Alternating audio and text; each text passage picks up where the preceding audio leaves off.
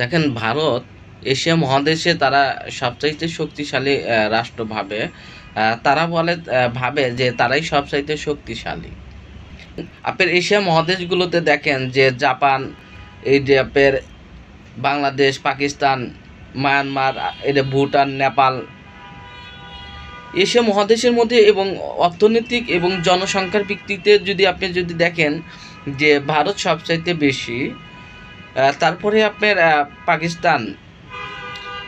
কিন্তু ভারত যে ছোট ছোট রাষ্ট্রগুলো এবং পাশাপাশি রাষ্ট্রগুলোর সাথে যে সম্পর্ক খারাপ তৈরি করছে, এবং পাকিস্তান এবং চায়নার সাথে আরও সম্পর্ক খারাপ করছে। দেখেন এই সম্পর্ক খারাপ করার জন্য পাকিস্তান, চীন এবং ইরান যৌথ সামরিক, অর্থনৈতিক যে চুক্তি করতে যাচ্ছে, যে চুক্তির কারণে ভারতের অনেকটাই ঘুম হারাম হয়ে যাচ্ছে। কারণ কেন ভারতের ঘুম হারাম হয়ে যাচ্ছে, যে ইরান, এটা পাকিস্তান এবং ইরানের যে এদের সাথে যে সামরিক চুক্তি এবং অর্থনৈতিক চুক্তিগুলো, এই চুক্তির মেন হলো উভয়কে সাহায্য করা, এক দেশ আর এক দেশকে সাহায্য করা। এটা সামরিক হতে পারে এবং অর্থনীতিকও হতে পারে, আপনার জ্বালানির ক্ষেত্রে হতে পারে। কারণ চীন আপনার এটা কেন চিনেন, এর আপনার ইরান এবং পাকিস্তান এবং আফগানিস্তানকে সামনে নিতেছে। আপনি যদি দেখেন যে পাকিস্তান, যে গত যে আপনার যুদ্ধে, ভারত এবং পাকিস্তান যুদ্ধে, যে পাকিস্তান যেটা দেখাইলো এবং চীনের যেভাবে উপহার দিছে, যেটা চীন কখনোই কল্পনা করতে পারে নাই। যে এটা হলো চীনের একটা সাকসেসফুল।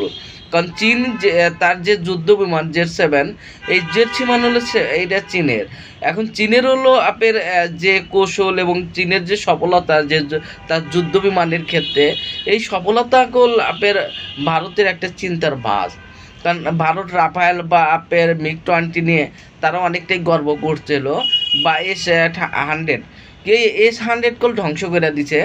এখন এই যে কিন্তু এই কারণে, যে কারণ এখন চীন এবং পাকিস্তান, এবং ইরান, আফগানিস্তান, যে এই সামরিক জোটগুলো কেন করতেছে এবং অর্থনৈতিক করিডর হিসাবে আপনার সবই কল একটা রাষ্ট্র। এখানে দুইটা বিষয় থাকতে পারে, একটা ভারতের প্রভাবকে মোকাবেলা করার জন্য, একটা হতে পারে আপনার এই যে আপনার আমেরিকার প্রভাবকে মোকাবেলা করার জন্য। কারণ ইরান এবং আমেরিকার সাথে কল আপনার একটা দ্বন্দ্ব এবং পারমাণবিক চুক্তি নিয়ে উভয় কল একটা কথা কাটি হচ্ছে।